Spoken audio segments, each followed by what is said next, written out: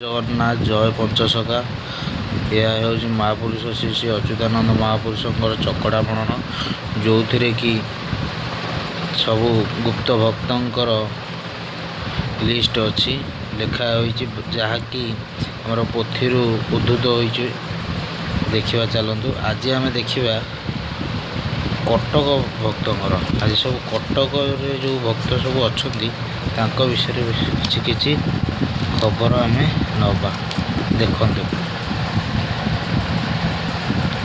कटक खबर राम हेतुकर कटक कंटक स्थान विराट गादी जे कटक मध्य अस्त्र रही प्रमाण आपण समस्त जानते विराट गादी हूँ चौद्वार जो अस्त्र शस्त्र अच्छी बोली बहुत कह जाए प्रमाण रही मालिकार चकड़ा मन लिखाई आप भी देखिपे।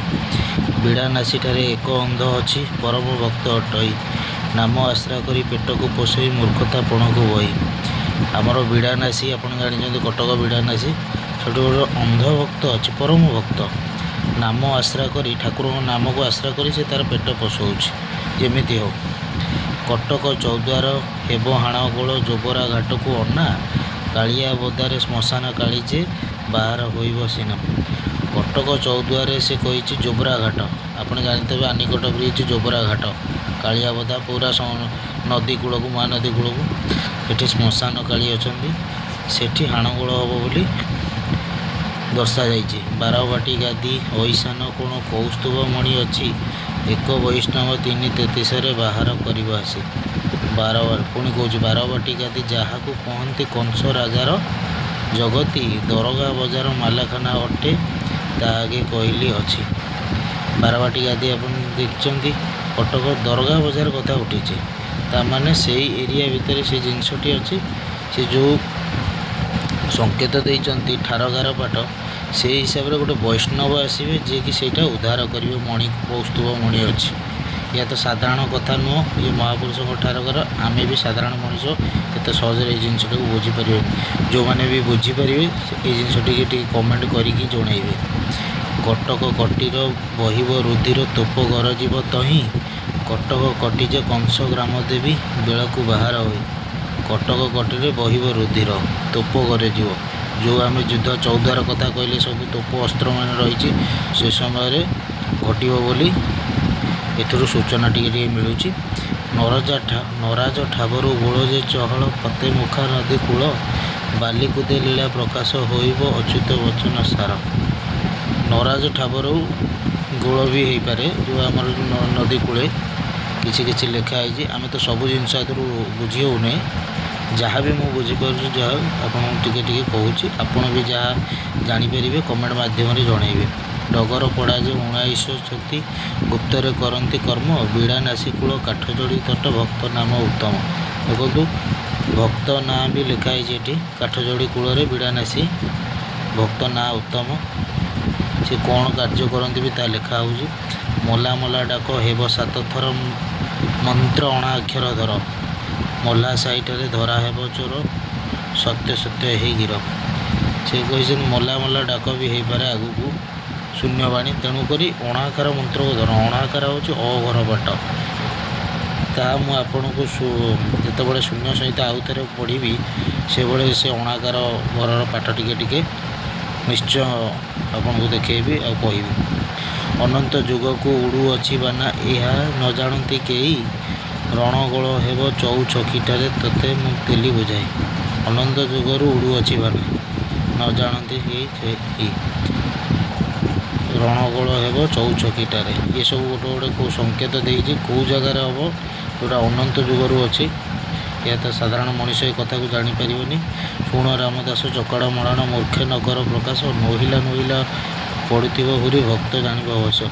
जेहेतु रामदास को अच्युतानंद तक जो एकमात्र शिष्य रामदास चकड़ा मरण कथा कही मूर्ख आगे प्रकाश करूँ मूर्ख आगे प्रकाश कले निजे दोषी हूँ।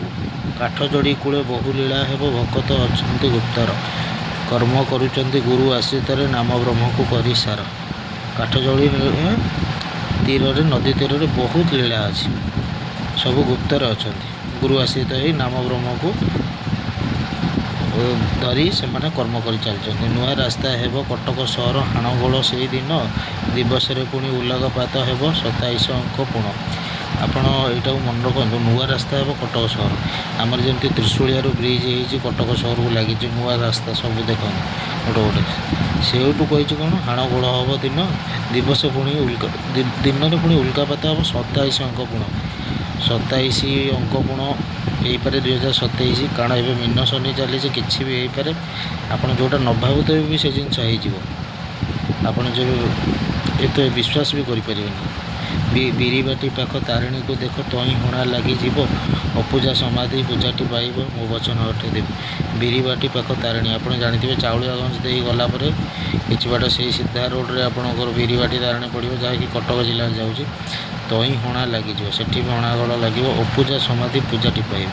ସେଠି କିଛି ଅପୂଜା ସମାଧି ଅଛି, ଯେଉଁଟା କିଛି ମହାପୁରୁଷଙ୍କର ହେଇଥିବ, ସେଇଟା ମଧ୍ୟ ପୂଜା ପାଇବ ସେ ସମୟରେ। ଧ୍ରୁବ ମାନେ ସତ୍ୟ, ବୁଝିପାରିଲେ।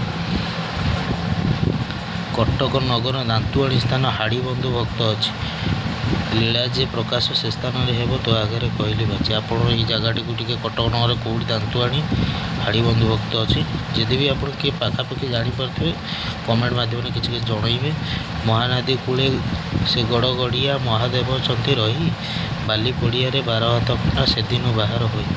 ମହାନଦୀ କୂଳେ ଗଡ଼ଗଡ଼ିଆ ମହାଦେବ ଅଛନ୍ତି, ଆପଣ ସମସ୍ତେ ଜାଣିଛନ୍ତି ବାଲିଯାତ୍ରା ପଡ଼ିଆ ପାଖରେ। ବାଲି ପଡ଼ିଆ ହେଉଛି ତଳ ପଡ଼ିଆ, ଯେଉଁଟା ବାଲିଯାତ୍ରା ପଡ଼ିଆ, ସେଠି 12 ହାତ ଖଣ୍ଡା ଅଛି ସେଦିନ ବାହାର ହୋଇ।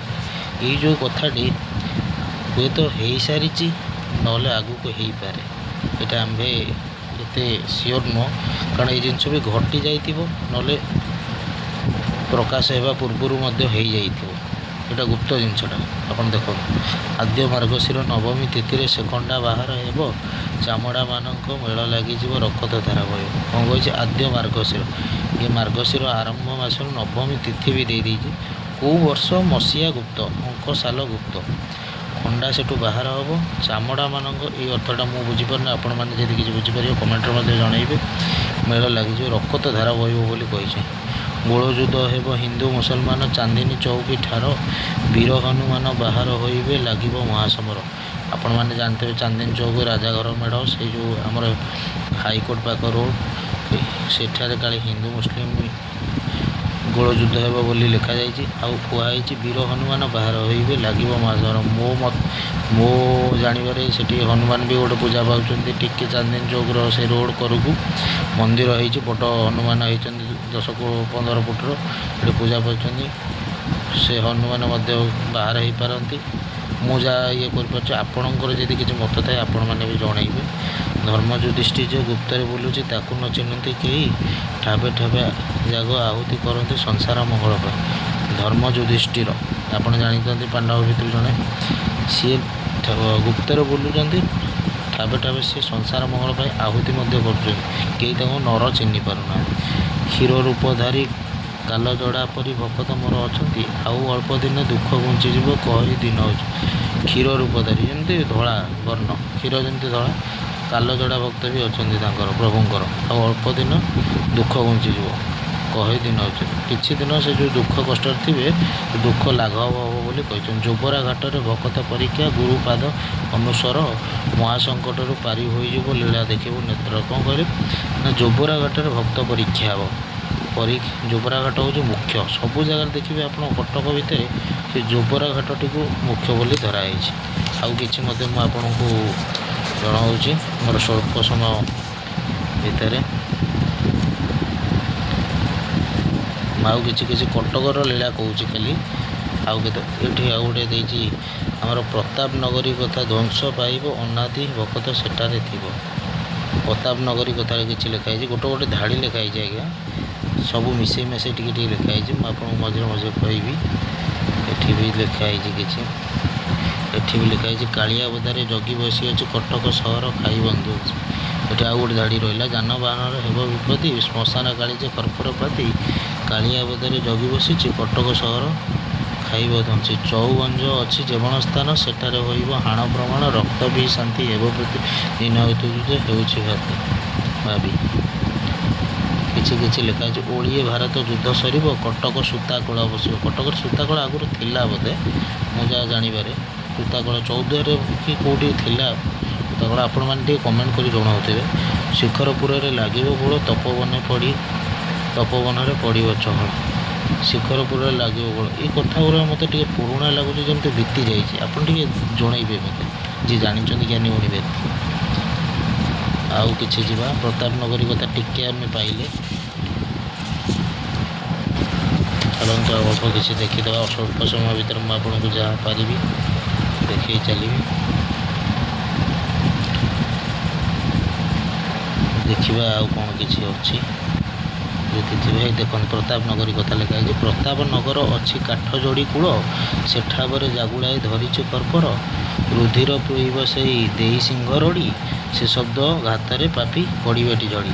ପ୍ରତାପ ନଗରୀ ଆମର କାଠ ଯୋଡ଼ି କୂଳ କହିବାକୁ ଗଲେ ଗୋଟାଏ ମାତ୍ର ପ୍ରତାପ ନଗରୀ ଏଇଟା ଅଛି କଟକ ଜିଲ୍ଲାରେ, ଯେଉଁଠି ଆମର ଅଧିଷ୍ଠାତ୍ରୀ ଦେବୀ ସେଠି ଅଛନ୍ତି ଆମର ମା ଧାକୁଲେଇ, ସେଇ ଜାଗାରେ କର୍ପର ଧରିକି ଅଛନ୍ତି। ରୁଧିର ପିଇବ ସେଇ ଦେଇ ସିଂହ ରଡ଼ି, ସେ ଶବ୍ଦ ଘାତରେ ପାପି ପଡ଼ିବେଟି, ରକ୍ତ ସେ ପିଇବେ ସିଂହ ରଡ଼ି ଦେଇ, ସେଇ ତାଙ୍କରି ଶବ୍ଦରେ ପାପୀମାନେ ଝଡ଼ି ପଡ଼ିବେ ବୋଲି ଲେଖା ହେଇଛି। ଆପଣମାନେ ଟିକେ ଟିକେ ସଂକେତ ମୁଁ ଦେଖୁଛି, ଆପଣମାନେ ସେଇଟା ବିଚାର କରିବେ ଏଇଟା କେତେ ଦୂର ସତ୍ୟ କେତେ ଦୂର ଚକଡ଼ାମଣା। ଯାହା ମହାପୁରୁଷଙ୍କ ବାକ୍ୟ କେବେ ଅନ୍ୟଥା ନ ହୋଇନଥିବ। ଆଉ ଟିକେ କିଛି ଦେଖୁଛି ମୁଁ ଆପଣଙ୍କ ପାଇଁ। ଏଇ କଟକ ବିଷୟରେ ଆଜି ଆମେ ଆଲୋଚନା କରିବା। ଦେଖ ପ୍ରାଚୀ ନଦୀ କୂଳ, ଏସବୁ ଆମ ପ୍ରାଚୀ କୂଳର ଜିନିଷ ଲେଖା ହେଇଛି। ପ୍ରାଚୀ କୂଳ ତ ଜାଣିଛନ୍ତି ଆପଣ, ମୁଣ୍ଡଳି ଦେଇ ଆମର ବାଲିଅନ୍ତା ଦେଇ କାକଟପୁର ଦେଇ ଯାଇଛି ପ୍ରାଚୀ, ଗୁପ୍ତ ହେଇଯାଇଛି। ଆପଣମାନେ କିଛି କିଛି ଜାଣିଥିବେ। ଏଠି ଦେଖନ୍ତୁ ଆଉ ଗୋଟେ ଜିନିଷ ମୁଁ କହିବି, ବହୁତ ବଢ଼ିଆ ଜିନିଷଟିଏ। ଏଇଟା କଟକର ନୁହଁ କିନ୍ତୁ ମୁଁ କହୁଛି, ପ୍ରାଚୀ କୂଳ ଯେହେତୁ ପଡ଼ିଛି, ମଙ୍ଗଳା ନିକଟ ପ୍ରାଚୀ ନଦୀ କୂଳ ଯଜ୍ଞ କୁଣ୍ଡ ରହିଅଛି। ମାତା ଏକ ଅଛି ସେଠାରେ ପୁଣି ହୋଇବଟିଏ ଯଜ୍ଞ ପୋଥି। ବିଶ୍ୱାମିତ୍ର ଋଷି ଗୁପ୍ତ ଭାବରେ ସେଠାରେ ରହିଅଛନ୍ତି। ଶଙ୍କର ନାମକୁ ଜଟା ଭାର ବହି, ଅନାମକୁ ନାମ ଧାଇ। ଆଉ ଗୋଟେ କଥାଟି କହିଲେ, କାକଟପୁର ଚନ୍ଦନକୁଣ୍ଡୀରେ ଗୋଟିଏ ପାଦୁକା ସିନା, ମଙ୍ଗଳା ନିକଟ ପ୍ରାଚୀ ନଦୀ କୂଳ ଯଜ୍ଞ କୁଣ୍ଡ ରହିଅଛି। ବର୍ତ୍ତମାନ এই କାର୍ଯ୍ୟଟି ଖୁବ୍ ନିକଟରେ ସରିଯାଇଛି। ଯେଉଁ ବିଶ୍ୱାମିତ୍ରଙ୍କର ଯଜ୍ଞ କୁଣ୍ଡଟି ସତ୍ୟ ଯୁଗରୁ ଥିଲା, ସେଇଠି କୁଣ୍ଡଟି ଗୁପ୍ତରେ ପୋତି ହୋଇଯାଇଥିଲା ସତ୍ୟ ଯୁଗରୁ।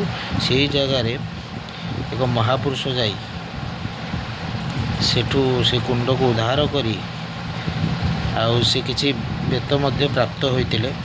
ଏ କଥା ଗୁପ୍ତ, ଆପଣ ନିଜେ ଅନୁଧ୍ୟାନ କରନ୍ତୁ, କିଏ ଯାଇଥିଲେ, କେବେ ସେ ଲୀଳା କରିଥିଲେ। ଇଏ ବହୁତ ଖୁବ୍ ନିକଟରେ ଏଇ କାର୍ଯ୍ୟ ହେଇଛି। ଏଇ ଯେଉଁ ଜିନିଷଟି ଲେଖା ହେଇଛି ଚକଡ଼ାମଣାରେ, ଆପଣମାନେ ବିଚାର କରନ୍ତୁ। ମୁଁ ତ ନିମିତ୍ତ ମାତ୍ର, ଆପଣମାନେ ହିଁ ବିଚାର କରନ୍ତୁ ଜ୍ଞାନୀ ଗୁଣୀ ବୋଲି। ଆଜି ପାଇଁ ଏତିକି କହିକି କହୁଛି। ଚକଡ଼ାମଣାରୁ ମୁଁ ଆଜି କଟକର କିଛି ଲୀଳା ନେଲି, ଆଉ ମଧ୍ୟ କିଛି କିଛି ଗାଁର ଲୀଳା ବି ରଖିବି। ଆପଣମାନେ କମେଣ୍ଟରେ ବି ଜଣେଇବେ, ଯଦି ଆପଣଙ୍କ ଏରିଆ ପାଖ କିଛି ହେଇଥିବ ତାହେଲେ ଆପଣ ମୋତେ କମେଣ୍ଟରେ ମୋତେ ଜଣେଇବେ। ମୋର କିଛି ନୁହଁ, ଇଏ ସବୁ ସେଇ ମହାପୁରୁଷଙ୍କର ବାଣୀ। ଏ ଚକଡ଼ାମଣା ଇଏ କେଉଁ ସାଧାରଣ ପୁସ୍ତକ ନୁହେଁ, ଏସବୁ ଭକ୍ତମାନଙ୍କର ତାଲିକା ଏଥିରେ ଅଛି। ପ୍ରଭୁ ଯେଉଁଟା କହିଥିଲେ କାହାକୁ, ଆମର ମହାପୁରୁଷ ଅଚ୍ୟୁତାନନ୍ଦ ତାଙ୍କ ଶିଷ୍ୟ ରାମଦାସ ପାଖରେ ଜଣାଇଥିଲେ। ଆଜ୍ଞା ଏତିକି କହିକି ମୋ ବକ୍ତବ୍ୟ, ମୋର କଥାକୁ ମୁଁ ରଖୁଛି।